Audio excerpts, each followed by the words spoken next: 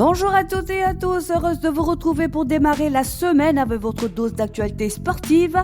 On démarre avec des champions et pas n'importe lesquels. Le Sénégal est sacré champion d'Afrique de football scolaire et les Lionceaux n'ont pas fait les choses à moitié. En plus du trophée, 2 distinctions individuelles viennent couronner leur parcours. Prosper Préra est élu meilleur gardien du tournoi avec un seul but encaissé en 5 matchs, une vraie muraille. Et Baragay lui repart avec le titre de meilleur joueur après ses performances double XL. Résultat, une première étoile pour le Sénégal dans cette compétition et clairement ce n'est que le début.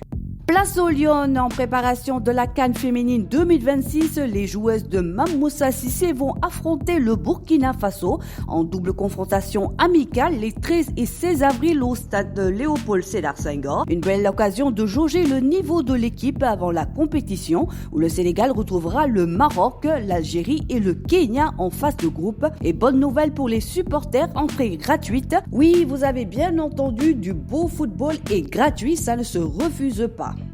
On traverse maintenant l'Europe, accrochez-vous, ça va vite. Week-end contrasté pour les Sénégalais. En Ligue 1, l'AS Monaco de Krépin Diatta et Lamine Camara ont chuté lourdement face au Paris FC 4-1, tandis que l'Olympique de Marseille de Habib Beye s'est relancé contre le FC Metz 3-1. En Prime League, West Ham d'Elhadji Malick Diouf a surclassé Wolverhampton 4-0, tandis que Everton a fait match nul contre Brentford 2-2 avec une passe décisive d'Idrissa Gana Gueye. Crystal Palace de Ismaïla Sarr a renversé Newcastle United 2-1, alors que Tottenham de Pape Matar Sarr s'est incliné pour les débuts de Roberto De Zerbi. Comme quoi, parfois, même les débuts ne sont pas des contes de fées. En Bundesliga, Nicolas Jackson a marqué lors de la large victoire de Bayern de Munich, où Bara Sapoko Ndiaye a fait ses débuts. Enfin, l'Inter de Milan a renversé Como d'Assandiao 4-3, tandis que Villarreal, porté par Pape Gueye, a battu Athletic Club 2-1. Bref, des lions partout et du spectacle dans tous les championnats. On passe en mode combat. Moustapha Diakhaté a brillé lors de l'Ares 40 à Paris. Le Sénégalais s'impose par décision unanime et décroche la ceinture des light heavyweights après une prestation maîtrisée. Une victoire propre, nette, sans discussion. Et ce n'est pas fini. Regrec remettra son titre en jeu le 15 mai prochain à World Championship.